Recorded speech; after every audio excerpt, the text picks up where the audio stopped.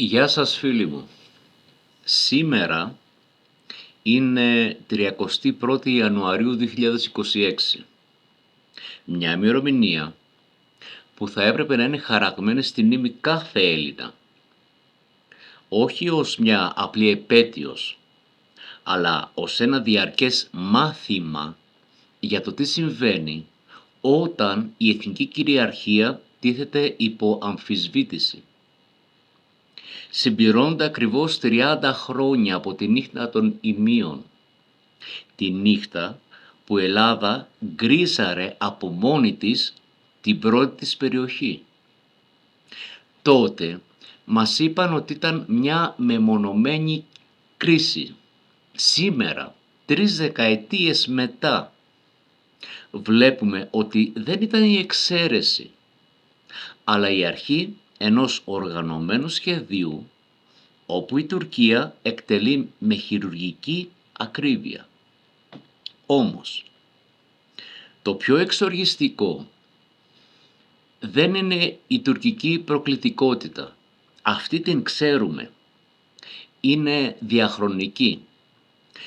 Το πιο εξοργιστικό είναι η ελληνική στάση.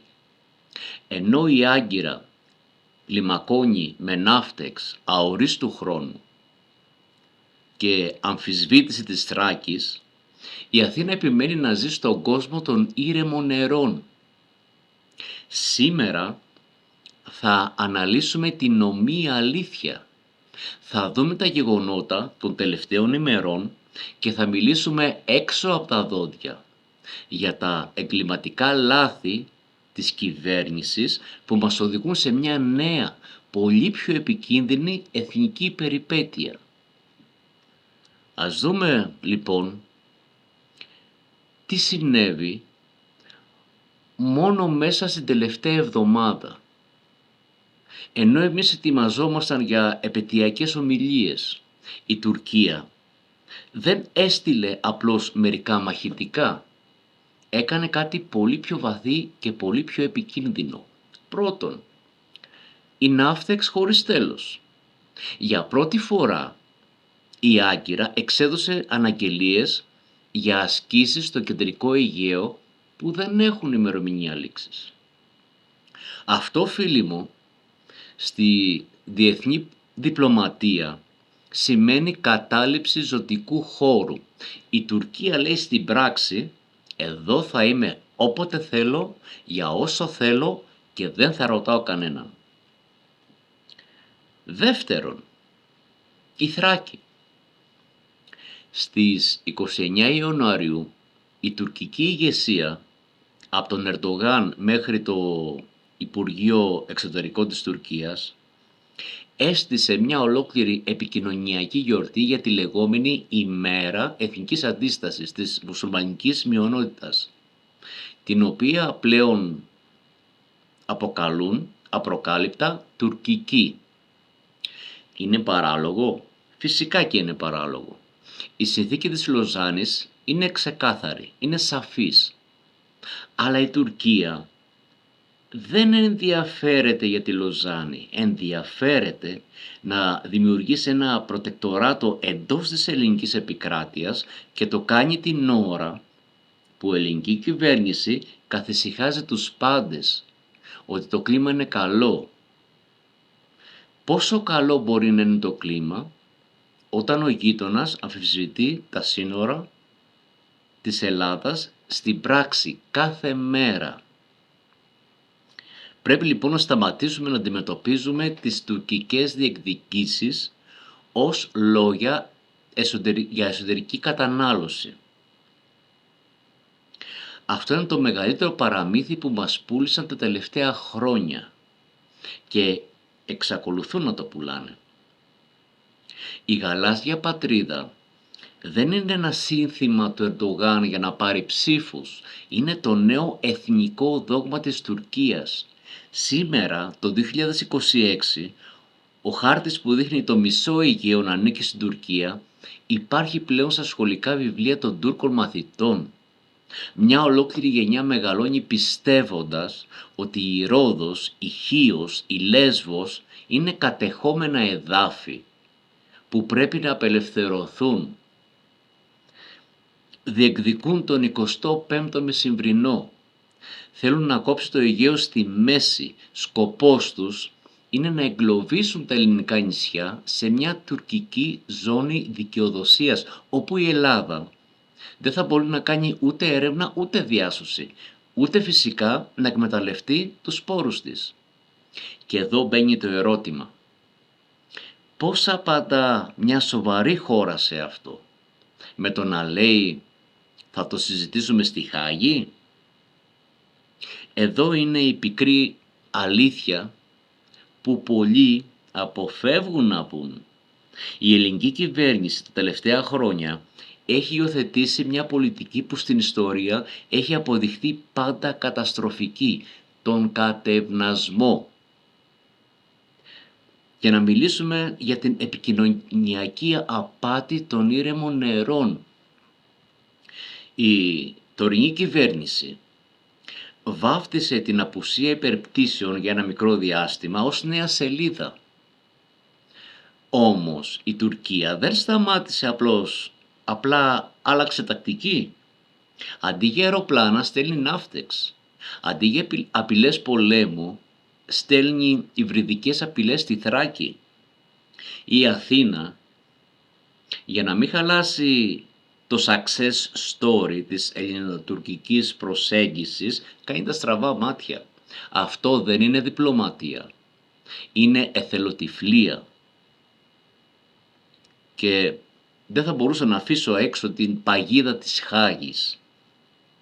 Ακούμε συνέχεια για το Διεθνές Δικαστήριο. Αλλά προσέξτε, η Τουρκία λέει πάμε στη Χάγη για όλα. Για την αποστρατικοποίηση, για τις γκρίζες ζώνες, για τον εναέριο χώρο. Αν η Ελλάδα δεχτεί να συζητήσει έστω και ένα από αυτά, έχει ήδη χάσει.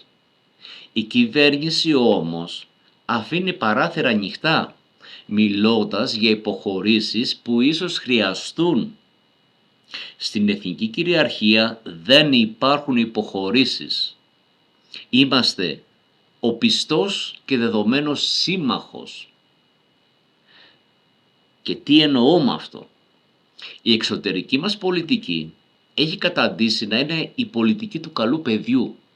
Τα δώσαμε όλα στη ΣΥΠΑ. Δώσαμε όπλα, δώσαμε βάσεις, γίναμε ο προμαχώνας. Και τι πήραμε? Η Τουρκία πήρε τα F-16.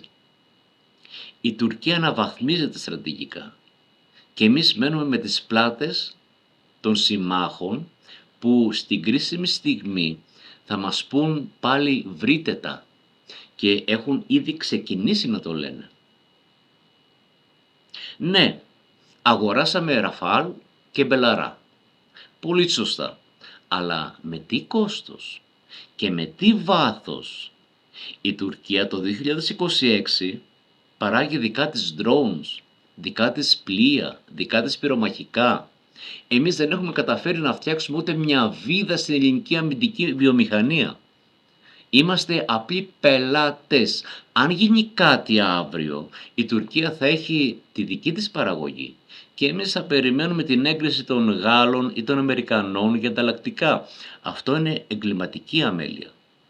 Και εδώ θα θέλω να σας επιστήσω την προσοχή, γιατί στα κανάλια ή τουλάχιστον σε κάποια βγαίνουν κάποιοι δήθεν στρατιωτικοί αναλυτές, κάτι πρώην ναύαρχοι, εντεταλμένοι από τη σημερινή κυβέρνηση, για να πούν στον κόσμο ότι μην την ακούτε την Τουρκία, δεν είναι ένα τίποτα και εμείς είμαστε καλά και το 2030 θα είμαστε και θα κάνουμε και θα είμαστε μεγάλη δύναμη κλπ.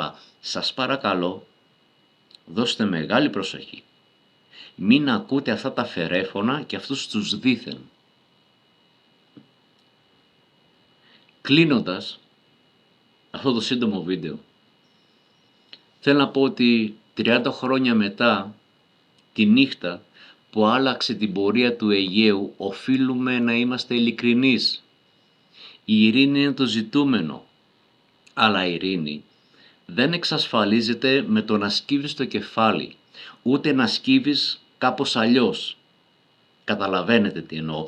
Όταν ο απέναντι σου λέει το σπίτι σου είναι και δικό μου, δεν του χαμογελάς για να μην τον εκνευρίσεις, του δείχνεις την πόρτα. Η σημερινή κυβέρνηση φαίνεται να φοβάται την ένταση περισσότερο από όσο αγαπά την κυριαρχία. Αλλά η ιστορία διδάσκει ότι όποιος προτιμά την ατίμωση από τον πόλεμο, στο τέλος έχει και την ατίμωση και τον πόλεμο. Η Τουρκία δεν πρόκειται να σταματήσει αν δεν βρει τοίχο.